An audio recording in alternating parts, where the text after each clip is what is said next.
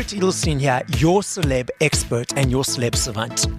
Celeb Savant is a weekly entertainment show. We have long-form career retrospective type interviews with celebrities, singers, actors, and industry experts. Belinda Davids is a recent chart-topping artist who has performed alongside the likes of Kerry Hilson, Keisha Cole, and featured on Fox TV, Showtime at the Apollo, Britain's Got Talent, and BBC One TV's Even Better Than the Real Thing. Belinda's show, The Greatest Love of All, is an acclaimed tribute show described as mind-blowingly spot on. Critics and fans the world over hail the show as an entertainment spectacle. The vocal prowess of Belinda Davids continues to wow audiences across the world, including the USA, UK, Europe, Middle East, Singapore, Australia, New Zealand, and of course, South Africa. Belinda Davids was invited to audition at the Got Talent All-Stars competition held in Spain in 2023, featuring acts from shows such as America's Got Talent and Britain's Got Talent. Up next on Celeb Savant, we've got Belinda Davids. Where do we find you in the world? How are you doing? And what's happening in your life? Okay, so I'm home. I just came from America not too long ago. I did a very short run there. What's happening in my life is we are preparing for the Joburg run. We have a Joburg run coming up from the 24th of August until the 10th of September. And so we are preparing for that. But I also have this golden buzzer thing that I'm doing that the Civic Theatre is giving to all the golden buzzer winners of this year, I guess, that has gone to Britain's Got Talent, America's Got Talent, and then I did Spain's Got Talent. So, yeah. Okay, so let's rewind. So at what age did you decide, okay, cool, I want to be in the entertainment industry? And how did that journey accumulate to where we are today? I think when I started performing with my first band, which was at the age of 14 and a half. Okay. That's when my professional career started. I think that's the time, around that time, I knew that this is what I was going to do for the rest of my life. From that band to becoming a solo artist, how did that journey move forward? I think I became a solo artist when me and my band, the band's name was Maiden Voyage at the time. Okay. And the music director of the band was Errol Cuddenby, who has now died. And he was also my mentor at the time. But when I performed with this band, this opportunity came up where I could do a competition at the Opera House in Port Elizabeth. And so we did this. And at this event, at this competition, I won solo act, I won band section, and some other best song or whatever performance. Can't quite remember. But at that event, a lady came up to me and she said to me, listen, I think that you should be signed to a record label and you need management. And so that's when I stepped away from the band. And that was probably around 16 years old. I stepped away from the band and I then pursued my solo career. And at that point, were you already doing Whitney Houston or did that come later? No, this was the competition that I did for the Opera House. I did Where Do Broken Hearts Go? Okay. I did I'm Every Woman. And I think I did another song. It might have been The Greatest Love of All. But those, yeah, of course I was doing Whitney. What made you realize that you could do Whitney? What was that thing that said to you, okay, I can do Whitney? I think that was probably earlier. When I was around 8 years old, that's when that moment happened for me, is when I realized that I could actually sing like this woman. Because I remember my brother had this LP with Teddy Pendergrass and Whitney Houston doing a duet and called Hold Me in Your Arms Tonight. Yes. This song, I was listening to the song over and over and over again. And I think singing in school, doing The Greatest Love of All in school, word sort of traveled in the neighborhood, in my street. And I could not go play with my friends anymore because then people they were calling me Whitney in my street. So I think I realized Whitney made a big impact on my life when I was 8 years old. Have you always done Whitney or have you done your own work as well? No, of course I did my own work. Okay. Of course I did my own work. You know, when I started traveling overseas, when I started traveling to Dubai and Hong Kong and America, I was constantly writing. So when I got to LA, when I got to America, I'd lived there for 10 years. But with the moment I got to LA, I stopped doing Whitney and I tried to pursue my own life, my own career, my own solo career. And so I tried to get a hold of as many producers as I could at the time to record original music. Yeah. And how did that go? I mean, it was hard. It's always hard, isn't it? It's always hard to be a original artist with original music. You try to sell yourself and you try to change and you try to fit in and you try to be fresh, and it never quite gets to the right people, you know? Yeah. So it was hard. It was hard. And then I found myself going back to covers again. But I always was, you know, I was always writing original music. So I still have this big repertoire of music sort of just hanging, you know, and eventually I think I'll probably redo some of them. But it was hard. It's really hard. Why did you say you felt like you need to change to fit in? Because this is what the world does to you. This is what society does to you. Yeah. It forces you to change. It forces you to fit into something. You know, you have to fit in. If you don't fit into this thing, then you're not good enough. When I lived in Dubai, I had to fit into Dubai's scenery and the music. And, you know, you try to create something for yourself there just so you can be seen. And then you go to Hong Kong and you try to change your way there because now it's a different scenery. It's a different type of music.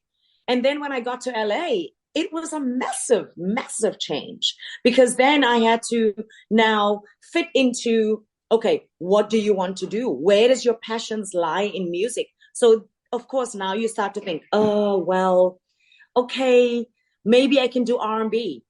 Maybe I can do neo soul. Maybe I can do some contemporary rock.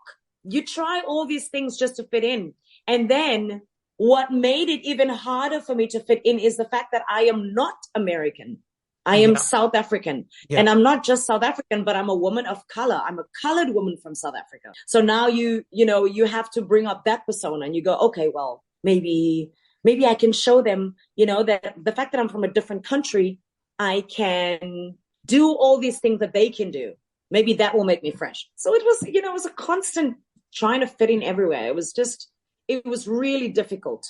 So when you record your own work, do you perceive that you're going to just do it in your way and be yourself and not try and change or fit into someone else's box?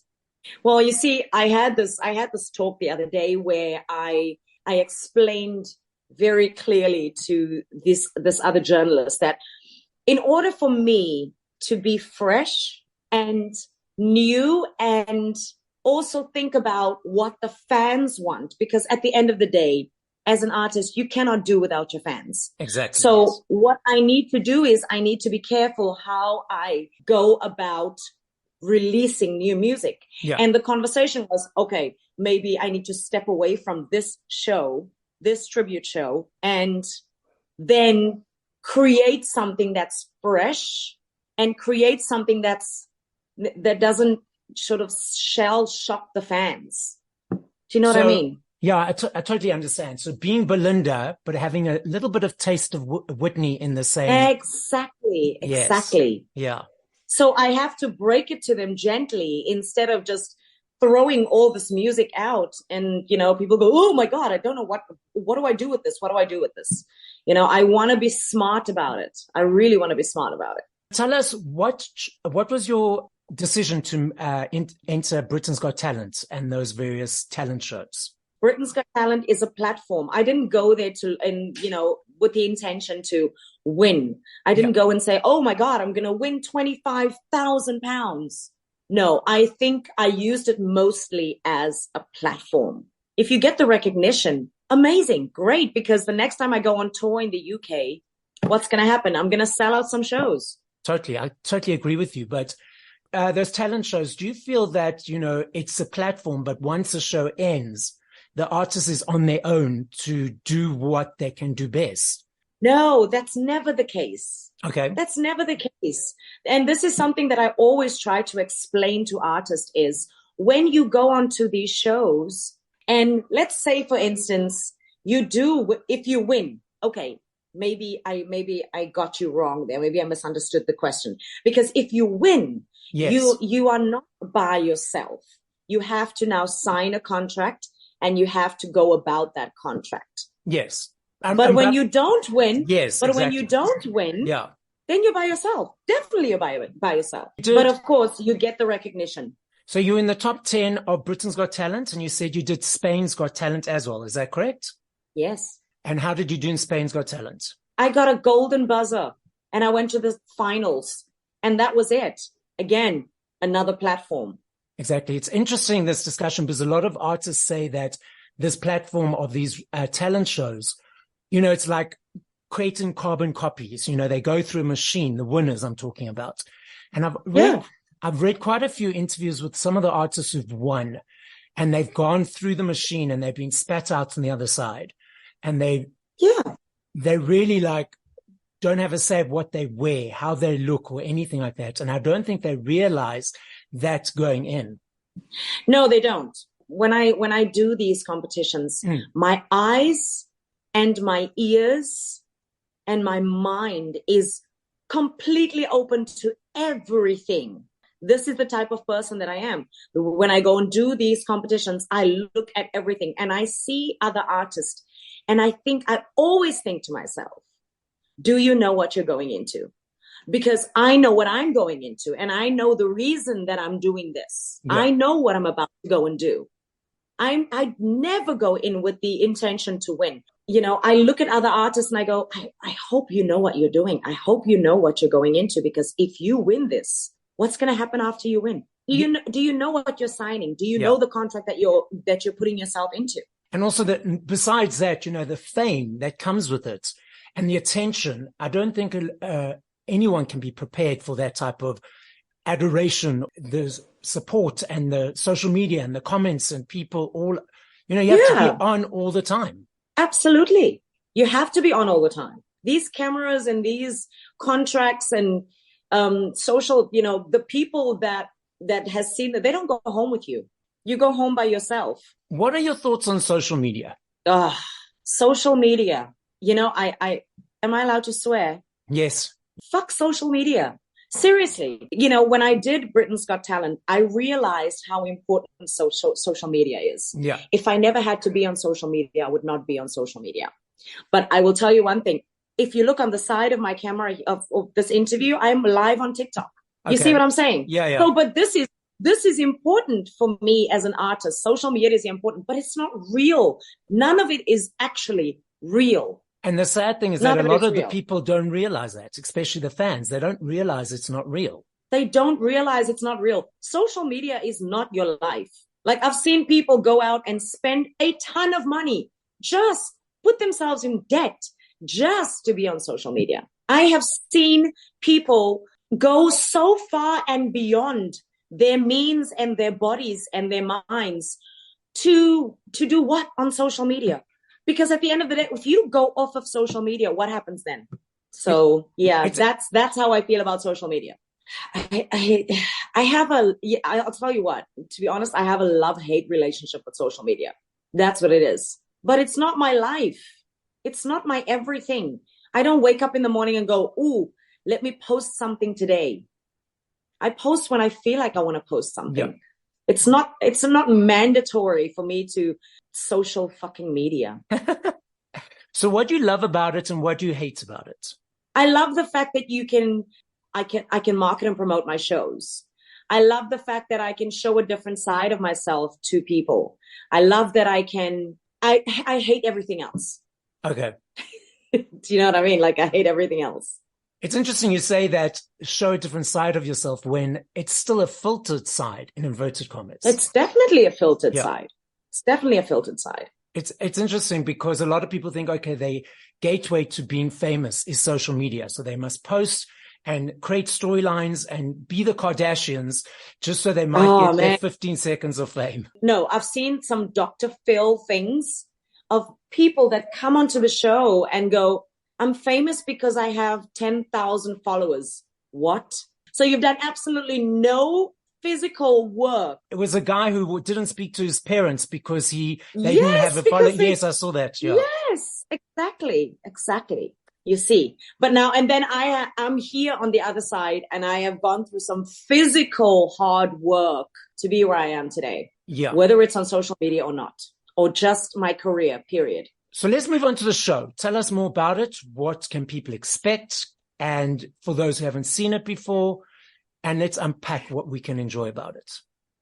This is a labor of love. Every time I come home so tired after a long tour, but I feel myself 2 weeks later thinking, it's time to go back on the road again, because my body is itching for it. You see, my vocals are itching for it. So I love the show so much. I love the people that I work with. We have an amazing band. We have some talented people in the show. We have an amazing technical team that gives you something amazing to look at. This is not a musical. What people need to understand is it's not a musical. This is not a lifetime of Whitney Houston's life. Yep. This is the way she was on stage. When we created the show, we thought about how much fun we were going to have, not the tragedy of her life. We have her costume changes. We have no long pauses.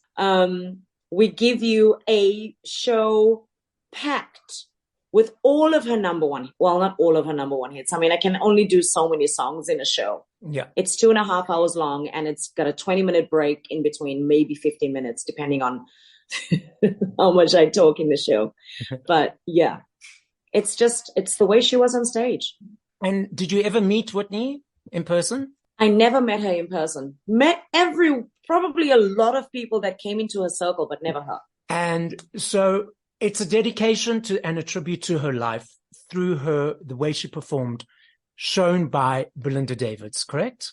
Exactly. Because I cannot sound exactly like her, and so I bring myself to it.